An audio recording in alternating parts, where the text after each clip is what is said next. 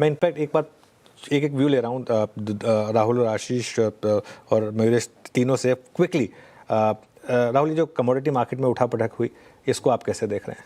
I think more short term phenomena है अनुज। I think मुझे अभी भी लगता है कि अगर आप एसेट एलोकेशन की बात करें तो it should find gold silver should find at least 20-25% in portfolio. I think ये बहुत जल्द सेटल हो जाएगा। एक थोड़ा एक्सट्रीम रिएक्शन है, जैसे हम स्टॉक्स में भी देखते हैं, अभी 30-40% स्टॉक गिर जाता है, स्टेबलाइज हो जाता है, फिर उसमें थोड़ी बढ़ोतरी आती है। तो आई थिंक ये एक शॉर्ट टर्म फिनोमेना है। आई वुड, जैसे आपने कहा डॉक्टर की बात की, अगर आपका थोड़ा जिगरा है तो you can certainly come in and start buying them. I don't think that is too much downside risk from here. Ashish, आपका क्या व्यू होगा?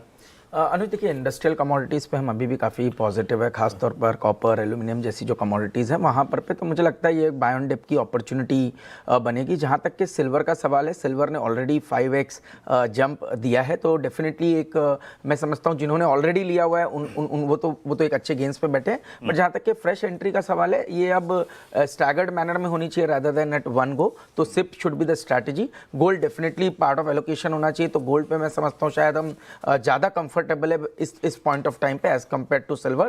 तो एक स्विच मैं समझता हूँ जो बैलेंसिंग एक्ट करना चाहिए, 60% गोल्ड, 65% गोल्ड, 30-35% सिल्वर, उस एसेट एलोकेशन में मुझे लगता है फिट बैठता है रादर देन 50-50 और 60% टू सिल्वर और 40% gold. Very quickly Mayuresh, 15 second में आपका टेक। गोल्ड सिल्वर खरीदेंगे इन लेवल्स पर? गोल्ड पे I completely agree with Ashish. I think SIPs continue करें, 5 से 10% पोर्टफोलियो का आपका होना चाहिए। चलिए।